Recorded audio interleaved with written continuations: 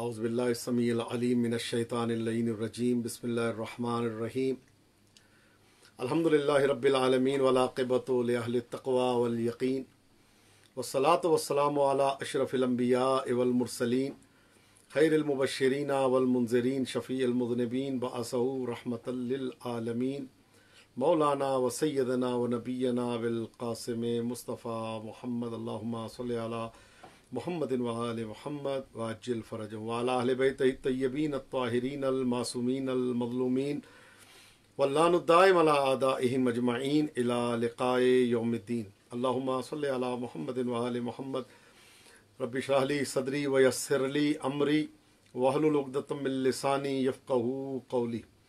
अल्लाहुम्मा कुन वलिय्यकल हुज्जत इब्नुल हसन सलवातुका अलैहि व अला आबाए फ़ी हाज़िहि साअति व फ़ी कुल्लि साअ वलिय्यम व हाफ़िज़म व क़ाइदम व नासिरम व दलीलम व ऐना हत्ता तुस्किनहु अर्ज़क़तहु व तुमत्तिअहु फ़ीहा तवीला। या मुदब्बिरुल उमूर या बाइसा मन फ़िल क़ुबूर या मुजरियल बुहूर या मुलय्यिनल हदीद लिदाऊद अलैहिस्सलाम सब्बित क़ुलूबना अला दीनिक रब्बि सल्लि अला मुहम्मदिन व आले मुहम्मद व अज्जिल फ़रजहुम। परवरदिगार आलम रब्बुल इज़्ज़त रब्बुल आलमीन ने कुरान करीम को इस्लाह उम्मत के लिए नाजिल किया है। आजकल के ज़माने में तफसीर कुरान के हवाले से बड़ी गुफ्तगू होती है कि कहा जाता है कौन तफसीर करता है, कौन मुफस्सिर है और किसको तफसीर करने का हक़ है। ज़ाहिर है अपनी मर्ज़ी से तफसीर कुरान बहुत ज़्यादा की जा रही हैं और कोई आयत के ज़िम्न में एक तफसीर जो है वो कर दी जाती है, लेकिन याद रखें तफसीर कुरान करने का हक़ किसको हासिल है। इसके हवाले से जो है वो रिवायात में और मासूमीन के फरमुदात को अगर इंसान देखे तो काफ़ी चीज़ें जो है वो सामने आती हैं। बात दरअसल ये है कि मासूमीन अलैहिस्सलातु वस्सलाम के फरमुदात से जो चीज़ हमारे सामने आती है वो ये है कि दर्स मासूमीन अलैहिस्सलातु वस्सलाम का जो तफसीर कुरान का है वह इंसान की हिदायत के लिए, इंसान की बका के लिए, इंसान की नजात के लिए दिया गया है। बात यह है कि पूरी दुनिया में जब तफसीर कुरान का दर्स होता है तो दो चीज़ें, तीन चीज़ें सामने रखी जाती हैं। तफसीर देने वाला कौन है और तफसीर क्या चीज़ है। सबसे पहले किसी भी चीज़ को समझने के लिए कुछ मफाहिम का समझना बहुत ज़्यादा ज़रूरी है और ये कि हर मज़हब के लिए चार दलीलों का होना बहुत ज़रूरी है। एक तो किसी भी चीज़ को साबित करने के लिए चार दलीलें लाजमी हैं कि उस दो दलीलें होंगी तो उसके बाद वो मज़हब जो है वो अपनी हक्कानियत को साबित करता है, बयान करता है। सबसे पहले ये कि अगर उसका ताल्लुक दीनुल्लाह से है तो वो चार चीज़ें जो है वो ज़रूर बयान होती हैं। एक तो किताब खुदा, सुन्नत नबी जो दीन को लेके आया, जिसने किताब खुदा को पहुँचाया उसके हवाले से उसकी, और मज़हब का उलमा का तरीका के इस तरीके पे वो चले हैं। और उसके अलावा हुक्म अक्ल जो है उसको शामिल किया जाता है कि हुक्म अक्ल जब सामने आता है तो वो मिल के जो है वो, और कुल्लमा हकम बिहिल अक्ल हकम भी, जिस पे अक्ल हुक्म करती है उसी पे शरा हुक्म करती है। किताब खुदा से मकसूद हर वो कलाम इलाही है कि जो रब्बुल इज़्ज़त रब्बुल आलमीन की तरफ से नाजिल किया जा चुका है, और सुन्नत रसूल से मकसूद और मुराद मज़हब के रईस और साहिब किताब और उनके औसिया की गुफ्तगू और उनके तरीके और उनकी बताई हुई नसीहतों का यहाँ मुराद है। और हुक्म इजमा से मुराद कि जिस पे बुजुर्ग उलमाए दीन ने इजमा कर लिया हो और बयान किया हो कि भाई जो ये बात की जा रही है वो हकीकत है, और इस हकीकत को उन्होंने आयत उसके ज़ेल में हो और हदीस उसके ज़ेल में हो, उससे उन्होंने इस्तिंबात और इस्तिखराज किया हो। और उसके बाद हुक्म अक्ल जो है कि मज़हब के उकला उसके पाबंद हो और वो चीज़ जो है जिस पे बयान किया जाए वो अक्ल के ख़िलाफ़ ना हो, यानी किसी सूरत में भी अगर वो चीज़ अक्ल के ख़िलाफ़ होती है, ये चारों दलीलें अगर मान ली जाएं और किसी भी मज़हब में हो तो ये सबूत के लिए काफ़ी समझी जाती है। तो ज़ाहिर है तफसीर कुरान का बयान करना, तफसीर कुरान का लिखना, तफसीर कुरान, इसके लिए इंसान को जो है वो ये समझना बहुत ज़रूरी है कि कुरान है क्या। अल-मुनज़ल मिनल्लाह, अल्लाह की तरफ से भेजी हुई किताब है। नाजिल किस पे हुई? नबी करीम सल्लल्लाहु अलैहि वसल्लम पे। मासूमीन का फरमान है। कुरान करीम पैगम्बर अकरम सल्लल्लाहु अलैहि वसल्लम जब इस दुनिया से जा रहे थे तो आपने इरशाद फरमाया, इन्नी तारिकुन फीकुम मुस्तक़लैन, मैं तुम में दो गरा कदर चीज़ें छोड़ के जा रहा हूँ। माँ इन तमस्सक तुम बेहिमा, जब तक तुम इन दोनों से मुतमस्सिक रहोगे गुमराह न होगे। वलन यफ्तरिका हत्ता यरदा अलैहिल हौज़, और ये दोनों चीज़ें आपस में जुदा नहीं हो सकती यहाँ तक कि ये हौज़े कौसर में मुझ तक आके पहुँच जाए। ये फरमान नबवी है। और फिर आपने ही इरशाद फरमाया, अल कुरान मा अलीयन व अलीयुन मा अल कुरान, कुरान अली के साथ है, अली कुरान के साथ है। और कुरान अली के साथ है, जैसे कहा था अल हक मा अलीयन व अलीयुन मा अल हक, हक अली के साथ है, अली हक के साथ है। अल कुरान मा अलीयन व अलीयुन मा अल कुरान, कुरान अली के साथ है, अली कुरान के साथ है। तो अब ये ना कुरान इनसे जुदा हो सकता है और ना ये कुरान से जुदा हो सकते हैं। उसी तरह से जैसे अमीरुल मोमिनीन के साथ कुरान है और कुरान अमीरुल मोमिनीन के साथ है, उसी तरह से सैयदुल शुहदा कुरान के साथ है और कुरान सैयदुल शुहदा के साथ है। अब ये देख लें कि कुरान इस तरह से जुड़ा हुआ है कि सर जुदा हो जाता है लेकिन कटा हुआ सर कुरान से जुदा नहीं होता। और उसी तरह से नेज़े की नोक पे 120 मकामात पे इमाम हुसैन अलैहिस्सलातु वस्सलाम ने कुरान की तिलावत की। कुरान हिदायत भी है, कुरान रहमत भी है, कुरान बरकत भी है, कुरान इनायत भी है, कुरान सिरात मुस्तकीम का रास्ता दिखाने वाला है, कुरान इंसान को बताने वाला है, समझाने वाला है कि तुमने किस तरह से चलना है और किन मकासद पे तुमने अमल करना है। कुरान इंसान की बका का जामिन है, कुरान इंसान की जिंदगी का जामिन है।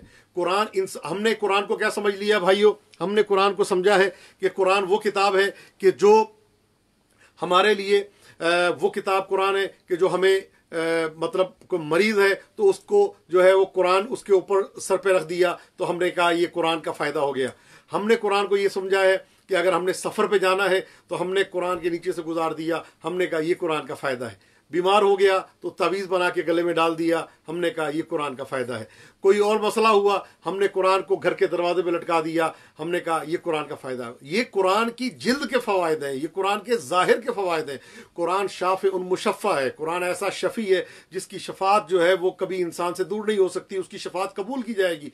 और मिलता है कि मासूम फरमाते हैं हमारे चाहने वाले की अलामत यह है कि वो रोज़ाना कम से कम 50 से 100 आयतें पढ़ के अपने घर से बाहर निकलता है। यानी घर से निकलने की शर्त जो है मोमिन की क्या है कि कम से कम 50 या 100 आयतें पढ़े और पढ़ के घर से निकले, उसके मफाहिम पे गौर करे। मतलब सूरह बिस्मिल्लाह पढ़ी तो किससे हम कलाम हो रहा है, किससे बात कर रहा है और किससे गुफ्तगू कर रहा है। तो अज़ीज़ान मोहतरम, ये मुकद्दमा तफसीर कुरान है कि कुरान की तफसीर को बयान करने के लिए, कुरान के मफाहिम को बयान करने के लिए इंसान को किन किन चीज़ों का सहारा लेना पड़ता है। कि एक तो है तफसीर कुरान बिल कुरान है, कुरान की तफसीर कुरान के ज़रिए होती है। एक तफसीर कुरान मासूम की रिवायत से होती है। और इन दोनों से हटके जो तफसीर है वो क्या है और किसको तफसीर करने का हक है? बिस्मिल्लाह की तफासीर कुरान की।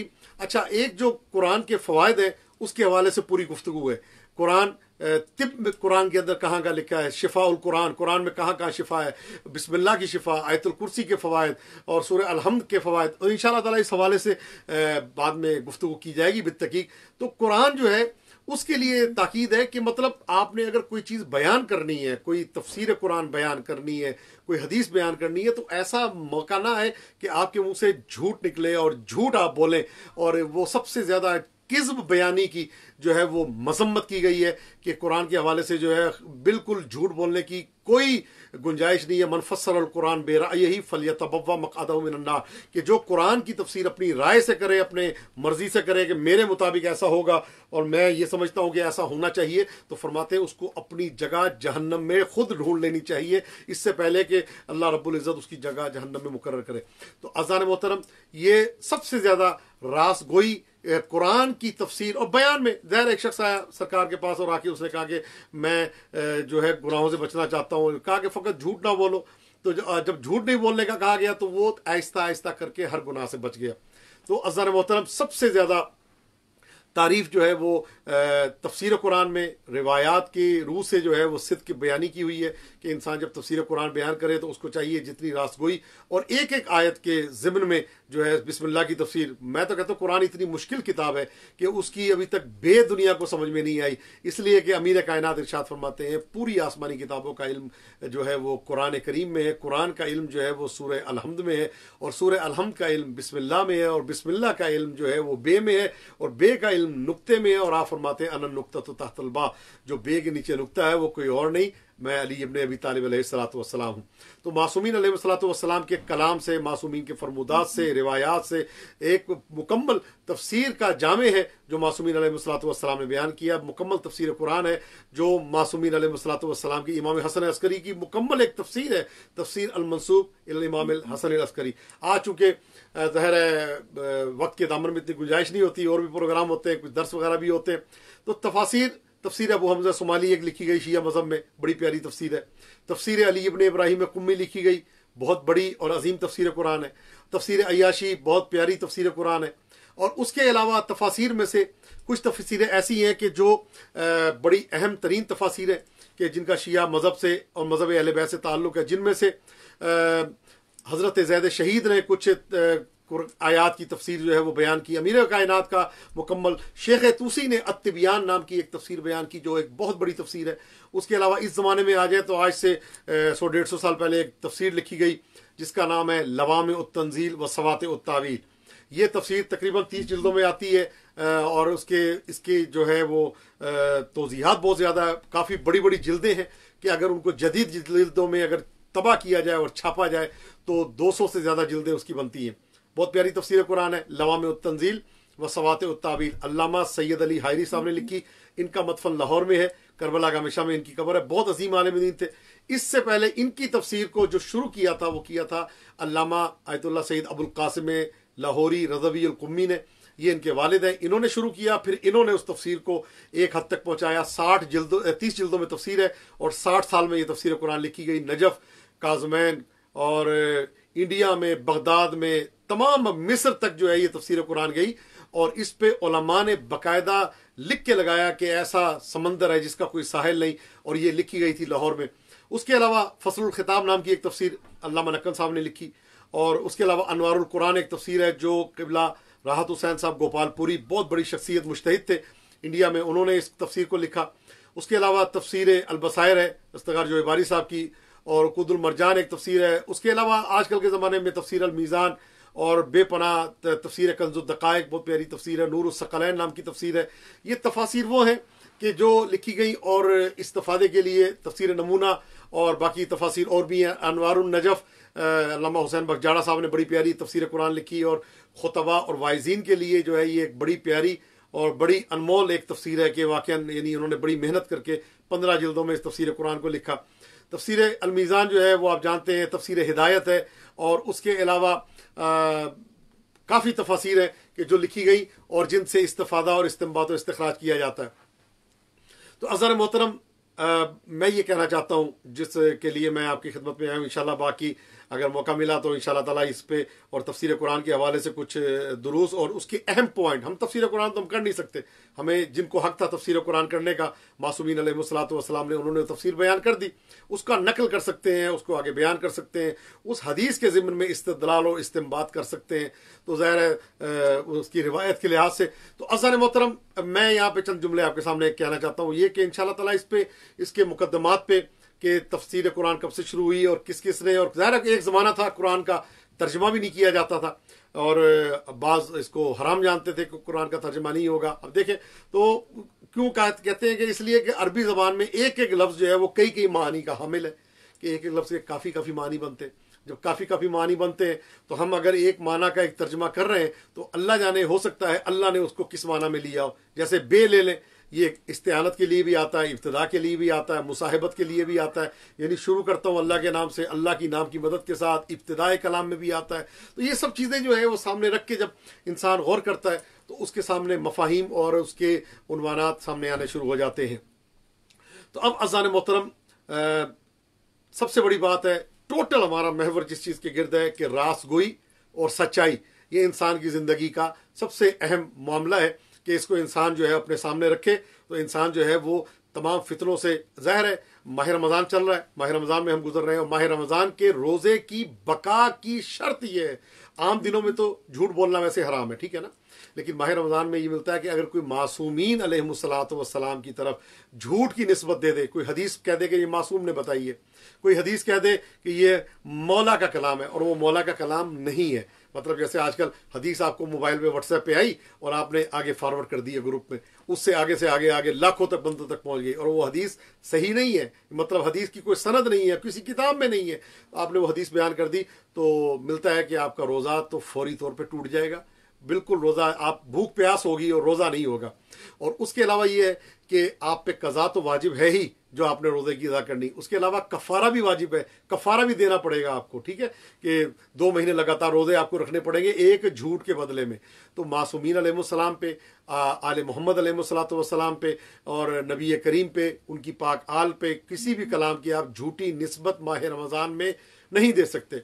तो मेरे भाइयों, मेरे दोस्तों, मेरे बुजुर्गों, मेरे अजीज़ों, खुदा आपको सलामत रखे तमाम अफराद जो मेरे साथ लाइव है।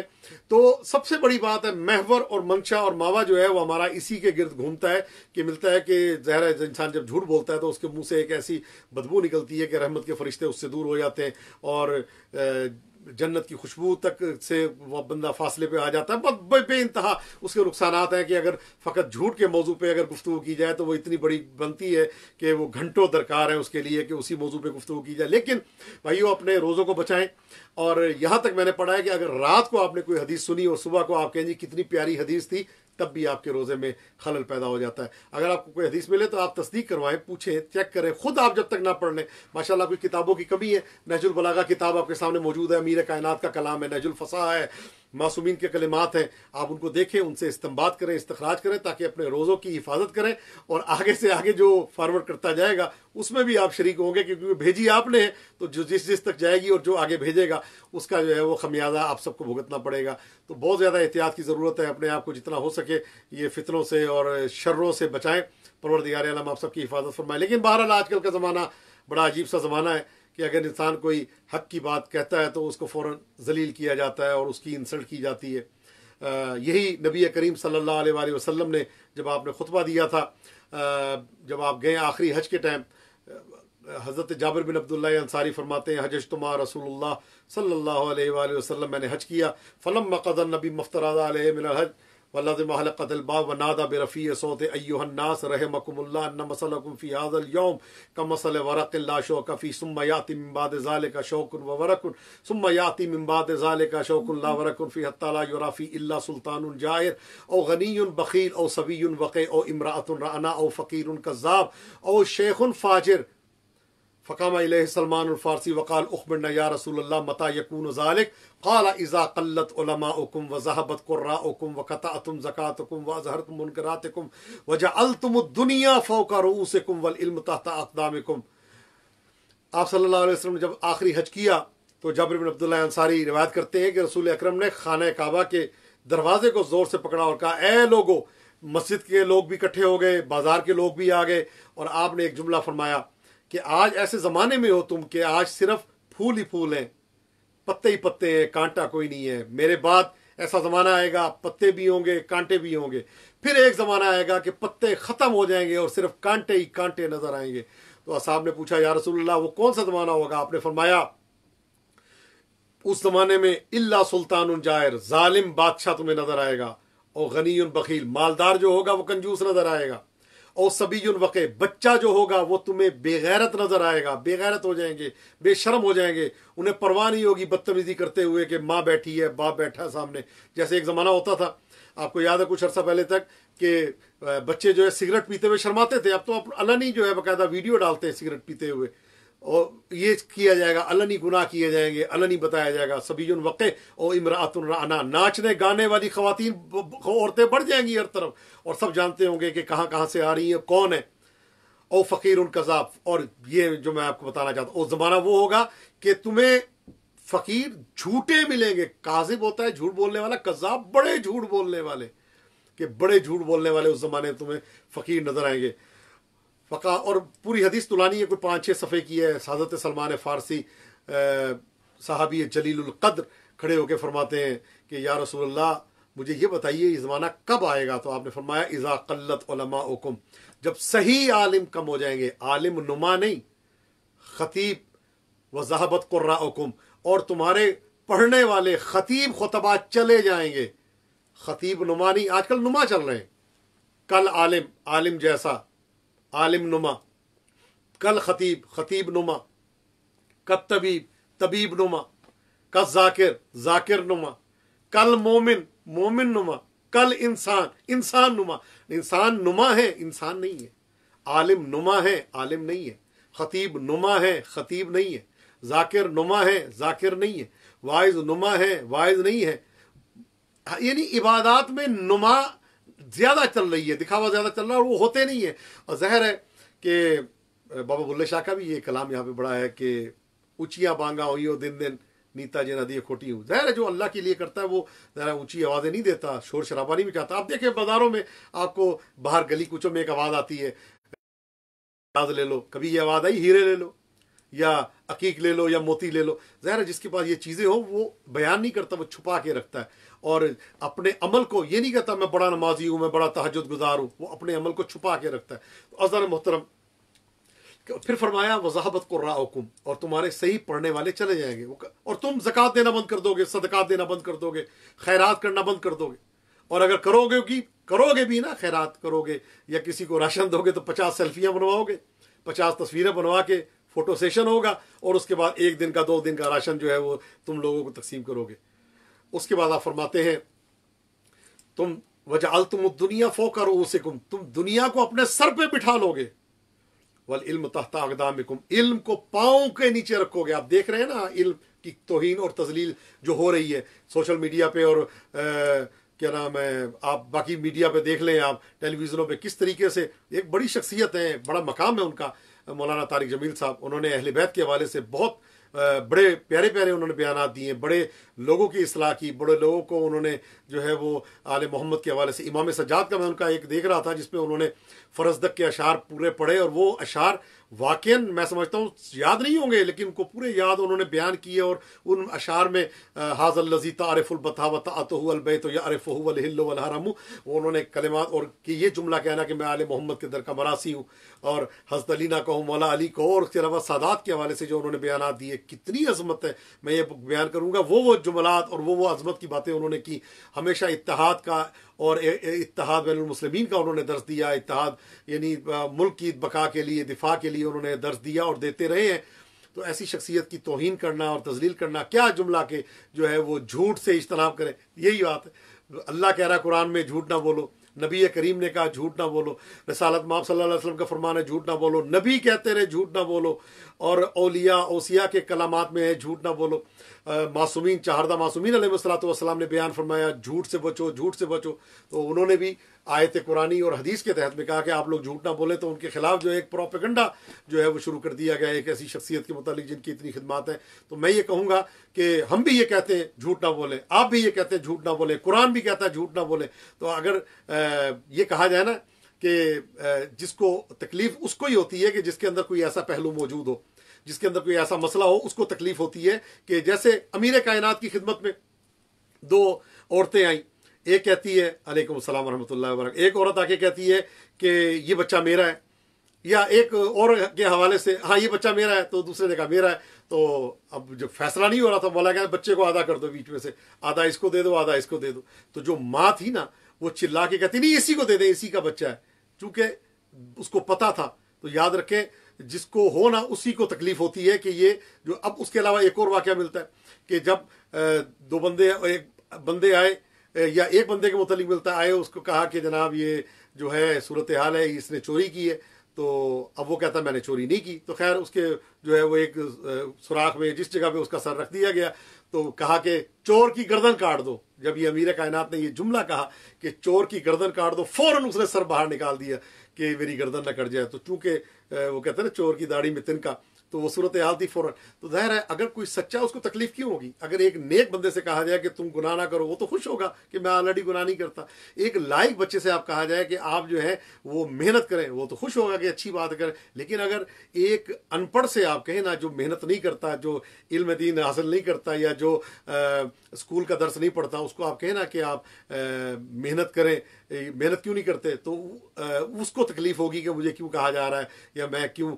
तो ज़ाहिर है आले मोहम्मद अलैहिस्सलातु वस्सलाम का दर्स, कुरान का दर्स जो है, इसको इंसान को हमेशा अपनाना चाहिए।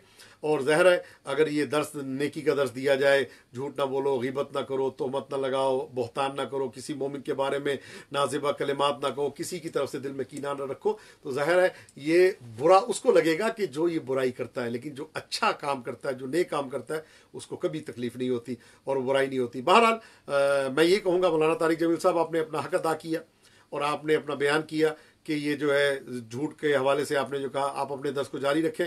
दुनिया नाराज़ होती रहे, लेकिन रब्बुल इज़्ज़त रब्बुल आलमीन की निगाह करम है और ज़ाहिर है हक बात जो है वो हर ज़बान पे जारी नहीं होती। और आपको तौफीक मिली कि आपने ये बयान किया और आप हमेशा बयान करते रहते। परवरदिगार हम सबको भी तौफीक दे कि हम दीन के काम करते रहें और दीन की बातें और शरीयत मोहम्मदिया और उसूल अहले बैत अलैहिस्सलातु वस्सलाम को पहुँचाते रहें। तो याद रखिएगा मेरे भाइयों, मेरे दोस्तों, माह मुबारक रमज़ान में कि अगर आपने झूठ बोला, चाहे आले मोहम्मद के हवाले से, कुरान के हवाले से, नबी करीम के हवाले से आपने कोई झूठी निस्बत उनकी तरफ दे दी, हदीस नहीं है, और आपने ये कह दिया कि ये हदीस है और मैंने पढ़ा है, ये फलां जगह लिखा हुआ है, नाउज़ बिल्लाह, ऐसी ऐसी मैंने रिवायतें देखी हैं, इन्हीं दिनों में आ रही हैं, बाकायदा व्हाट्सएप हो रही है कि जिनका कोई जो है वो सबूत नहीं है और उनकी अक्ल भी उनको नहीं मानती और आले मोहम्मद से निस्बत दी जाती है और किताब के हवाले से बताया जाता है किताब का वजूद ही नहीं है। तो एहतियात करें जितना हो सके। मेरी दुआ है परवरदिगार आलम तमाम को कोई भी हदीस पढ़ें, जब तक आप खुद ना पढ़ लें उसको नकल ना करें। अगर उसको सोशल मीडिया पे डालना है तो पढ़ के उसको डालें, और अगर किसी से बयान करना है तो आपने पढ़ी हुई हो तब उसको बयान करें। तो इंशाअल्लाह ताला मेरी दुआ है कि परवरदिगार आलम आपके रोज़ों को चार चांद लगाए। वरना फरमान है कि कितने ऐसे नमाजी हैं कि जो नमाज से उठक बैठक के अलावा उनको कुछ मुयसर नहीं होता। कितने ऐसे रोज़ेदार हैं कि जिनको रोज़े से भूख और प्यास के अलावा कुछ मुयसर नहीं होता। कितने ऐसे हाजी हैं जो जाते हैं और चक्कर लगा के आ जाते हैं, उनको कोई उससे फ़ायदा और इस्तेफादा नहीं होता। तो परवरदिगार आलम आपकी इबादत को कबूल फरमाए, आपके रोज़ों को कबूल फरमाए, आपकी मुनाजात को, तस्बीहात को, तहलीलात को, तकदीसात को कबूल और मकबूल फरमाए। तो कुछ चीज़ें ऐसी हैं कि जो देखें माह रमज़ान की हालत में इनके मसाइल का आपको इल्म होना बहुत ज़रूरी है कि क्या क्या चीज़ें जो है वो रोज़े को बातिल करती हैं और किन किन चीज़ों से जो है वो रोज़ा बातिल हो जाता है। हमारे यहाँ एक मशहूर है कि आपने सब पे तेल लगाया और तेल लगाने से रोज़ा बातिल हो जाता है। ऐसा नहीं है, तेल लगाने से रोज़ा बातिल नहीं होता। जो मुब्तलात रोज़ा हैं वो कुछ और हैं और उसके अलावा वो बाकायदा किताबों में आप दर्ज हैं, आप जाके देख सकते हैं। तो ये जो है जितना हो सके आप एहतियात करें। परवरदिगार आलम आप सबकी तौफीकात में इजाफा फरमाए। अगर एक बूढ़ा आदमी है और वो ये जानता है कि अगर वो रोज़ा रखेगा और उसके रोज़ा रखने से उसकी तबीयत ख़राब हो जाएगी या वो रोज़ा नहीं रख सकता, तो कुरान ने भी उसको रिलैक्सेशन दी है और रिवायात में भी है, मासूमीन ने भी फरमाया, शरीयत मोहम्मदिया में, कि ऐसा शख्स रोज़ा ना रखे जिसको ख़तरा है कि बीमार है या नहीं रख सकता प्यास को, अत्ताश जिसको बहुत ज़्यादा प्यास लगती है और वो बर्दाश्त, लेकिन सही जेन्युइन बीमारी हो तब जाके जो है उससे इज्तनाब करे। तो उसके बदले में जो है वो एक मुत्ताम जो है वो दे दे, मतलब 750 ग्राम गंदम जो है ये 1 किलो के करीब जो है वो बढ़ा के दे दें, अल्लाह की राह में ज़्यादा सवाब मिलेगा। तो वो आप दें एक रोज़े के बदले में। परवरदिगार आलम जो है आपके इबादत को कबूल व मकबूल फरमाएंगे इंशाअल्लाह ताला। और ज़ाहिर है दीन जो है वो आसान है, लेकिन इसको मुश्किल कुछ जुहला ने बनाया।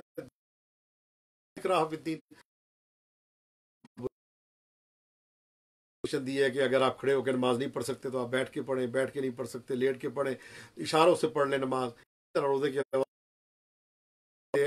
कि हज वाजिब होता है उस वक्त जब इंसान मुस्तती हो जाए और इस्तिताअत उसके पास हो। तो ये सब चीज़ें जो है शरीयत ने बताई हैं। परवरदिगार आलम आप सबकी तौफीकात में इजाफा फरमाए।